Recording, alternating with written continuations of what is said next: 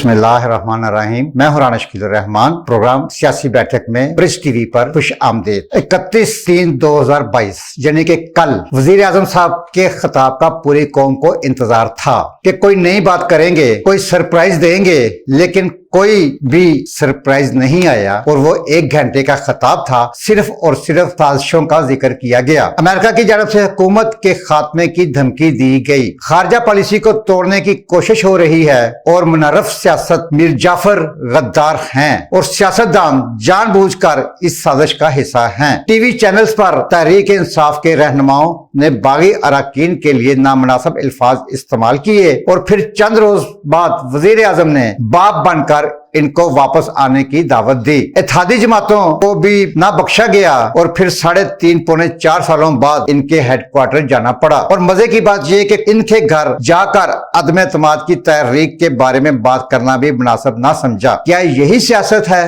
یہی اصول ہیں؟ اور اب کاف لیگ کو وزارت اعلیٰ کی آفر کر دی گئی ہے۔ اگر پہلے دن سے ہی معاملات خوش اسلوبی سے سر انجام دیے ہوتے تو آج یہ دن دیکھنا نہ پڑتا۔ خان صاحب نے 27 مارچ کے اپنے خطاب میں 3.5 سالہ حکومتی کارکردگی کے بارے میں بھی بتایا۔ ان کی باتیں مان بھی لی جائیں، لیکن تمام انقلابی اقدامات سے ایک عام آدمی کی زندگی میں کیا تبدیلی آئی ہے؟ عوام کو بنیادی ضروریات فراہم کرنا ریاست کی ذمہ داری ہے۔ کیا ریاست اور حکومت اپنی ذمہ داری پوری کر رہی ہے یا صرف زبانی جمع خرچ پر ہی کام چلا رہی ہے؟ ایک بات تو خان صاحب نے ثابت کر دی کہ پاکستان میں سیاست صرف اور صرف کرسی کا نام ہے۔ معذرت کے ساتھ سیاست ایک منڈی ہے جہاں پر جدھر قیمت زیادہ ہو تو پلڑا ادھر ہی بھاری ہو جاتا ہے، اصول نظریے ادھر ہی جھک جاتے ہیں، سب مفادات کا کھیل ہے۔ عمران خان سیاست میں مذہب کارڈ کا استعمال کر کے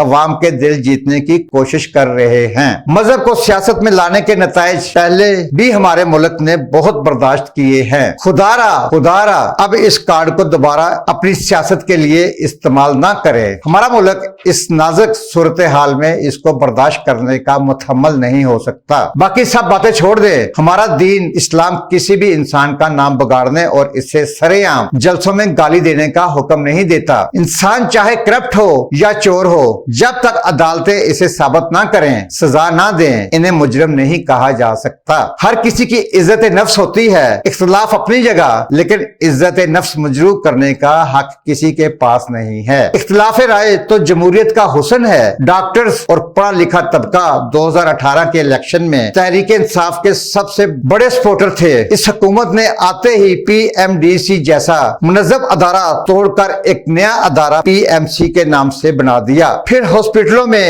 ایم ٹی آئی ایکٹ لاگو کیا گیا جس سے عملہ کی سرکاری ملازمت خطرے میں ڈال دی گئی اور نان ٹیکنیکل بندوں کو اوپر لا کر بٹھا دیا گیا۔ پی جی آرز کی سیٹیں کم کر دی گئیں، صحت کارڈ لا کر سرکاری نظام کے خاتمے کی بنیاد رکھ دی گئی، پرائیویٹ سیکٹر کی چاندی کر دی گئی۔ ایم ٹی آئی ایکٹ ایک صوبے کے ہسپتالوں میں بری طرح فلاپ ہو گیا، لیکن پھر بھی فلاپ شدہ نظام کو پنجاب میں لاگو کیا گیا۔ ڈاکٹرز خود بھی نظام کو تبدیل کرنے کے خواہش مند ہیں، لیکن نظام میں تبدیلی کا فائدہ عوام کو بھی تو ملنا چاہیے، نہ کہ صرف پرائیویٹ ٹھیکیداروں کو۔ بحیثیت لیڈر اور سربراہ ان کی تمام ٹیم کی کرپشن اور کارکردگی کی ذمہ داری بھی ان کی ہے۔ اگر 3.5 سال میں حکومت ڈیلیور نہیں کر سکی اور عوام کو ریلیف نہیں مل سکا تو اس کا ذمہ دار کون ہے؟ لوگوں کو روزگار نہیں مل سکا، 1 کروڑ نوکریاں نہیں مل سکی، 50 لاکھ گھر نہیں مل سکے، کوئی 2-4 لاکھ ہی گھر دے دیتے، اور ان کا ذمہ دار کون ہے؟ جوہر لال نہرو نے جب بھارت کے وزیر اعظم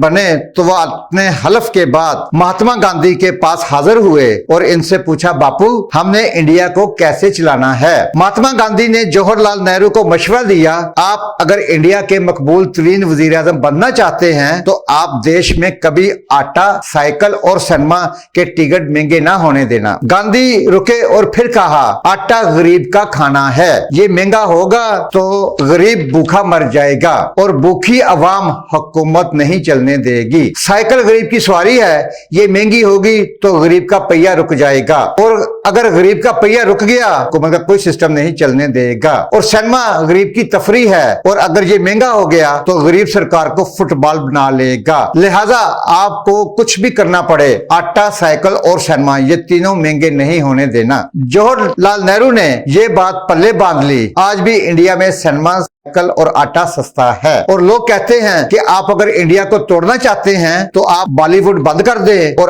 آٹا مہنگا کر دیں، انڈیا ٹوٹ جائے گا. جبکہ سائیکل اب موٹر سائیکل میں تبدیل ہو چکا ہے اور یہ آج بھی بھارت میں سستا ہے. ناظرین، ڈاکٹر شہباز گل امریکہ کی ایک یونیورسٹی میں $1,24,000 ماہوار تنخواہ لے رہے ہیں اور آج بھی وہ پے رول پر ہے. پھر یہ کس طرح الزام لگا سکتے ہیں کہ خواجہ آصف نے 10,000 درہم پہ درہم تنخواہ لے رہے تھے؟ نواز شریف نے اپنے بیٹے کی کمپنی سے 10,000 درہم تنخواہ نہ لینے کی سزا کاٹی. تو کیا یہ ہے تحریک انصاف؟ ناظرین، اپنے گھر کا، محلے کا، شہر کا اور اپنے خوبصورت پیارے پاکستان کی صفائی کا خاص خیال رکھیں. پروگرام کے ساتھ اجازت دیجیے. اللہ حافظ.